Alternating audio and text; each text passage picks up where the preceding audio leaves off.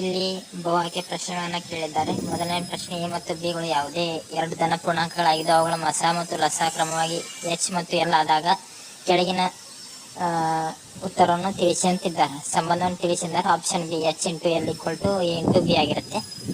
ಎರಡನೇ ಪ್ರಶ್ನೆ, X square plus 4x plus 4 equal to 0 ಸಮೀಕರಣದ ಶೋಧಕ ಬೆಲೆ 0. ಮೂರನೇ ಪ್ರಶ್ನೆ, sine of 90 degree minus theta divide by cos of 90 minus theta ಇದಕ್ಕೆ ಸಮನಾದದ್ದು ಯಾವುದು ಅಂತಿದೆ, ಕಾಟ್ ಟೀಟಾ ಅಂತ ಬರೀಬೇಕು. ನಾಲ್ಕನೇ ಪ್ರಶ್ನೆ, ಮೂಲ ಬಿಂದುವಿನಿಂದ ಎಮ್ ಆಫ್ 4 ಬಿಂದುವಿಗೆ ಇರುವ ದೂರ. ಉತ್ತರ 5 ಮಾನಗಳು. ಕುಂದಿಲ್ಲದ ಒಂದು ದಾಳವನ್ನು 2 ಬಾರಿ ಉಳಿಸಿದಾಗ ಸಾಧ್ಯವಿರುವ ಫಲಿತಗಳನ್ನು ತಿಳಿಸಿ ಅಂದಿದ್ದಾರೆ. ಉತ್ತರ 36. ವೃತ್ತದ ವ್ಯಾಸ 14 ಸೆಂಟಿಮೀಟರ್ ಆಗಿದ್ದಾಗ ಅದರ ಪರಿಧಿಯ ಬೆಲೆ 44 ಸೆಂಟಿಮೀಟರ್.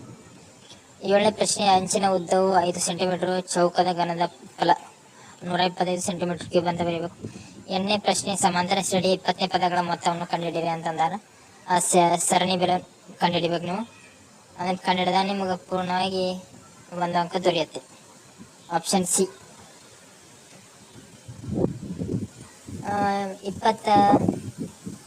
22ನೇ ವಿಭಾಗದೊಳಗೆ ಈ ಕೆಳಗಿನ ಪ್ರಶ್ನೆಗಳನ್ನು ಉತ್ತರಿಸಿ ಅಂದಿದ್ದಾರೆ. 1 ಅಂಕದ 8 ಪ್ರಶ್ನೆಗಳಿವೆ ಇಲ್ಲಿ. ಮೊದಲನೇ ಪ್ರಶ್ನೆ, 9ನೇ ಪ್ರಶ್ನೆ ಅಂದರೆ 70 ಅದರ ಅವಿಭಾಜ್ಯ ಪುರಂತರಗಳ ಗುಣಲಬ್ಧವನ್ನು ವ್ಯಕ್ತಪಡಿಸಿ ಅಂತಿದ್ದಾರೆ. 2 × 5 × 7. 10ನೇ ಪ್ರಶ್ನೆ, ರೇಖಾತ್ಮಕ ಸಮೀಕರಣಗಳ ಜೋಡಿಯನ್ನು ಪ್ರತಿನಿಧಿಸುವ ರೇಖೆಗಳು ಛೇದಿಸುವ ರೇಖೆಗಳಾಗಿದ್ದಾಗ ಅವು ಎಷ್ಟು ಪರಿಹಾರಗಳನ್ನು ಹೊಂದಿರುತ್ತವೆ ಅಂದಿದೆ. 1 ಪರಿಹಾರ ಅಂತ ಅಷ್ಟೇ ಬರೀಬೇಕು.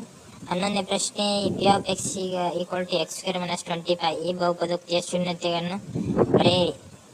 +5 ಅಥವಾ -5 ಅಂತ ಬರೀಬೇಕು. ಅದು ಬರೆದಾಗ 12ನೇ ಪ್ರಶ್ನೆ, ಚಿತ್ರದಲ್ಲಿ ಓ ವೃತ್ತ ಕೇಂದ್ರ OA ತ್ರಿಜ್ಯ ಮತ್ತು AP ಸ್ಪರ್ಶಕ ಕೋನ OP ಈಕ್ವಲ್ ಟು 40 ಡಿಗ್ರಿ ಆದಾಗ ಕೋನ AOP ಯನ್ನು ಕಂಡುಹಿಡಿಯಿರಿ ಅಂತಿದೆ. ಅದನ್ನು ನೀವು ಕಂಡುಹಿಡಿಯಬೇಕು.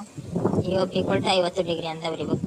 13ನೇ ಪ್ರಶ್ನೆ, ಒಂದು ಕೋನ ಕೊಟ್ಟಿರ್ತಾರೆ, 90 ಡಿಗ್ರಿ ಆದಾಗ ಎಸ್ ಸೈನ್ ಅಲ್ಫಾ ಬೆಲೆಯನ್ನು ಕಂಡುಹಿಡಬೇಕು. 3/5 ಅಂತ ಬರೀಬೇಕು.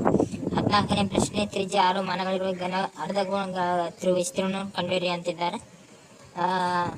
ಈಕ್ವಲ್ ಟು 3πr² ಅಂತ ಆಗುತ್ತೆ ಅದು. 15ನೇ ಪ್ರಶ್ನೆ, EP equal to BC EF equal to 6 centimetre, BC ಕೂಡ 12 centimetre, A equal to 5 centimetre ಆದಾಗ AB ಯನ್ನು ಕಂಡುಹಿಡಿಯಿರಿ ಅಂತಿದೆ. AB ಬೆಲೆಯನ್ನು ಕಂಡುಹಿಡಿಬೇಕು. 10 ಸೆಂಟಿಮೀಟರ್ ಇದೆ. 16ನೇ ಪ್ರಶ್ನೆ, P of X equal to 5x² minus 6x³ minus 7x + 1 ಆದಾಗ ಬಹುಪದಕ್ಕೆ ಡಿಗ್ರಿಯನ್ನು ಕಂಡುಹಿಡಿಬೇಕು. 3 ಅಂತ ಬರೀಬೇಕು. 17ನೇ ವಿಭಾಗದೊಳಗೆ 2 + √3 ಅದು ಒಂದು ಭಾಗಲಬ್ಧ ಸಂಖ್ಯೆ ಅಂತ ಬರೀಬೇಕು. ನಾವು ಅದನ್ನು ಸಾಧಿಸ್ಬೇಕು. ಅದು 2 ಅಂಕದ ಪ್ರಮುಖ ಪ್ರಶ್ನೆ ಇದು. ಹಿಂಗೆ ನೀವು ಬರೆದರೆ ನಿಮಗೆ ಪೂರ್ಣವಾಗಿ 3 ಅಂಕಗಳು ದೊರೀತಾವೆ, 2 ಅಂಕಗಳು ದೊರೀತಾವೆ.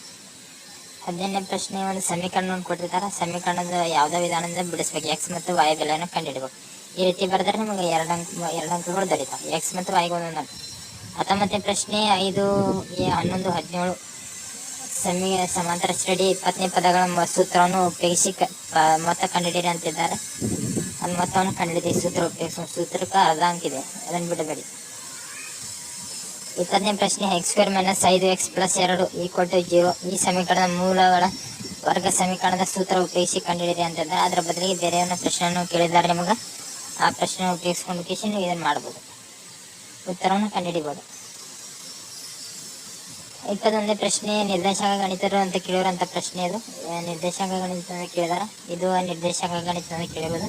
ಈ ರೀತಿ ಬರೆದರೆ ನಿಮಗೆ 2 ಅಂಕಗಳು ದೊರೀತಾವೆ ಪೂರ್ಣವಾಗಿ. 23ನೇ ಪ್ರಶ್ನೆ, ಸಂಭವನೀಯತೆ ಪಾಠದಿಂದ ಕೇಳಿರುವಂಥ ಪ್ರಶ್ನೆ ಇದು. ಇದು ರಚನೆಯ ಪಾಠದಿಂದ ಕೇಳಿರುವಂಥ ಪ್ರಶ್ನೆ. ಈಗ 4ನೇ ವಿಭಾಗದೊಳಗೆ 3 ಅಂಕದ 9 ಪ್ರಶ್ನೆಗಳಿವೆ. 25ನೇ ಪ್ರಶ್ನೆ ಅಂದ್ರೆ ವರ್ಗ ಸಮೀಕರಣದಿಂದ ಕೇಳಿರುವಂಥ ಪ್ರಶ್ನೆಗಳು ಇವು. ಇವನ್ನ ಬರೆದರೆ ನಿಮಗೆ 3 ಅಂಕಗಳು ಸಿಗ್ತಾವೆ. ಹಿಂಗೆ ಬರೀದು ನಾವು ಇಲ್ಲಿ ಹೆಂಗಿಲ್ಲ ಅದ ಪದ್ಧತಿ ಬರೆದ್ರೆ ನಿಮ್ಗೆ ಪೂರ್ಣವಾಗಿ ದೊರೀತದೆ. 26ನೇ ಪ್ರಶ್ನೆ, 2 ಧನಾಂಕ ಪೂರ್ಣಾಂಕಗಳು 400 ಆಗಿದೆ. ಒಂದು ಪೂರ್ಣಾಂಕದ 2ರಷ್ಟು ಮತ್ತೊಂದು ಪೂರ್ಣಾಂಕಕ್ಕಿಂತ 8 ಹೆಚ್ಚಾಗಿದೆ. ಇದು ಪೂರ್ಣಾಂಕ ಪಾಠದಿಂದ ಇದೆ. ಚರಾಕ್ಷರಗಳ ಸಮೀಕರಣದಿಂದ ಕೇಳುವಂಥ ಪ್ರಶ್ನೆ. ಇದು ತ್ರಿಕೋನಮಿತಿ ಪಾಠದಿಂದ ಕೇಳುವಂಥ ಪ್ರಶ್ನೆ. ಇದನ್ನ ನೀವು ಸಾಲ್ವ್ ಮಾಡ್ಕೊಂತ ಹೋಗ್ಬೇಕು. ಮಾಡಿದ ನಿಮ್ಗೆ ಪೂರ್ಣವಾಗಿ 3 ಅಂಕಗಳು ದೊರೀತಾವೆ. 28ನೇ ಪ್ರಶ್ನೆ, ನೇರ ವಿಧಾನದಿಂದ ಸರಾಸರಿ ಮತ್ತು ಮಧ್ಯಾಂಕವನ್ನು ಕಂಡುಹಿಡಿಯುವುದು. ಮಧ್ಯಾಂಕ ಮತ್ತು ಸರಾಸರಿ ಕಂಡುಹಿಡಿದು ಕಾಯಮಾಗಿ ಕೇಳಿರುವಂಥ ಪ್ರಶ್ನೆ ಇದು. ಅದ ಮತ್ತೆ ಓಜಿವನ್ನ ಕೇಳ್ತಾರೆ ಇಲ್ಲಿ. ಓಜೀವದು ಬಹಳ ಪ್ರಮುಖ ಪ್ರಶ್ನೆ. ಓಜೀವನ್ ಕೇಳಿದಾರೆ ನೋಡಿ ಇಲ್ಲಿ. ಓಜಿ ಒಂದಿದೆ, ಓಜಿ1 ಕೇಳ್ತಾರೆ, ಅದನ್ನೊಂದು ಬರಿಬೇಕು. ಮತ್ತೆ ಎಕ್ಸ್ ವೈ ಬೆಲೆಯನ್ನು ಕಂಡುಹಿಡಿಯೋದಕ್ಕೆ ಒಂದೊಂದು ಅಂಕ ಇದೆ. ಓಜಿ ಕೇಳಿದಕ್ಕೆ ಒಂದು ಅಂಕ, ಅಕ್ಷರಗಳನ್ನು ಗುರುತಿಸೋದಕ್ಕೆ ಒಂದೊಂದು ಅಂಕ. 30ನೇ ಪ್ರಶ್ನೆ ರಚನೆ ಪಾಠದಿಂದ ಕೇಳಿರುವಂಥ ಪ್ರಶ್ನೆ ಇದು. ಇಲ್ಲ, ಇದು ಪ್ರಮೇಯ ಆಗಿದೆ, ಪ್ರಮೇಯದಿಂದ ಬಂದಿರುವಂಥ ಪ್ರಶ್ನೆ ಇದು. ಇದು ಬಾಯಿ ಬಂದಿನ ವೃತ್ತ ಕೇಳಿದ ಪ್ರಮುಖ ಪ್ರಶ್ನೆ ಇದೆ. ಇದು ಕಾಯಮ ಕೇಳ್ತಾರೆ ಇದನ್ನು. ಇದು 3 ಅಂಕದ ಒಂದು ಪ್ರಮುಖ ಪ್ರಶ್ನೆ ಇದು. 32ನೇದು ಒಂದು ವೃತ್ತ ತ್ರಿಭುಜವನ್ನು ರಚನೆ ಮಾಡುವುದಿದೆ. ವೃತ್ತ ತ್ರಿಭುಜ ರಚನೆ ಮಾಡುವ ಪ್ರಶ್ನೆ ಇದು. ಮತ್ತು ಅದರ ಬದಲಿಗೆ ಪರ್ಯಾಯ ವಿಧಾನದಿಂದ ಯಾವುದೇ ನಿಮ್ಗೆ ಸುಲಭವಾದ ವಿಧಾನದಿಂದ ಸಾಲ್ವ್ ಮಾಡುವಂಥದ್ದು ಪದ್ಧತಿ ಇವು. 5ನೇ ವಿಭಾಗದೊಳಗೆ ಒಂದು ರೇಖಾತ್ಮಕ ಸಮೀಕರಣವನ್ನು ಕೊಟ್ಟಿರ್ತಾರೆ. ಆ ಸಮೀಕರಣ ಉಪಯೋಗಿಸ್ಕೊಂಡು ಎಕ್ಸ್ ಮತ್ತು ವ್ಯಾಲ್ಯೂವನ್ನು ನೀವು ಫೈಂಡ್ ಔಟ್ ಮಾಡಬೇಕು, ಗುರುತು ಮಾಡಬೇಕು. ಬಿಂದುಗಳನ್ನು ಗುರುತಿಸುವುದಕ್ಕೆ ಒಂದು ಅಂಕ, ಎಕ್ಸ್ ವೈ ಗುರುತಿಸುವುದಕ್ಕೆ ಒಂದು ಅಂಕ, ಸರಳ ರೇಖೆ ಎಳೆಯೋದಕ್ಕೆ ಒಂದು ಅಂಕ, ಎಲ್ಲ ಸೇರಿ 4 ಅಂಕದ ಪ್ರಶ್ನೆ ಇದೆ. ಮತ್ತು ಇದು ತ್ರಿಕೋನಮಿತಿ ಅನ್ವಯದಿಂದ ಕೇಳಿರುವಂಥ ಪ್ರಶ್ನೆ, 4 ಅಂಕದ ಪ್ರಶ್ನೆ ಆಗಿದೆ. ಇದು ನೀವು ಬಿಡಿಸಬೇಕು. ಮತ್ತಿದ ಪ್ರಮೇಯ ಆಗಿದೆ, ಪ್ರಮುಖ ಪ್ರಮೇಯ ಇದು. ತ್ರಿಭುಜ ಪಾಠದಂತ ಕೇಳಿರುವಂಥ ಪ್ರಮೇಯ ಇದು. ಈ ರೀತಿ ಬಿಡಿಸಿದರೆ ನಿಮ್ಗೆ ಪೂರ್ಣವಾಗಿ 4 ಅಂಕಗಳು ದೊರೀತಾವೆ. ಇದು ಘನಾಕೃತಿ ಪಾಠದಿಂದ ಕೇಳಿರುವಂಥ 4 ಅಂಕದ ಒಂದು ಪ್ರಮುಖ ಪ್ರಶ್ನೆ. 5 ಅಂಕಕ್ಕೆ ಸಮಾಂತರ ಶ್ರೇಣಿ ಪಾಠದಿಂದ ಕೇಳಿರುವಂಥ ಪ್ರಶ್ನೆ ಇದು. 5 ಅಂಕಕ್ಕೆ ಒಂದು ಸಮಾಂತರ ಶ್ರೇಣಿ ಪಾಠದಿಂದ ಕೇಳಿರ್ತಾರೆ, ಅದು ಭಾಳ ಪ್ರಮುಖವಾಗಿದ್ದು. ಇದನ್ನು ಈ ರೀತಿಯಾಗಿ ಬರೆದರೆ ನಿಮಗೆ ಪೂರ್ಣವಾಗಿ 5 ಅಂಕಗಳು ದೊರೀತಾವೆ, ಏನೂ ಪ್ರಾಬ್ಲಮ್ ಇಲ್ಲ.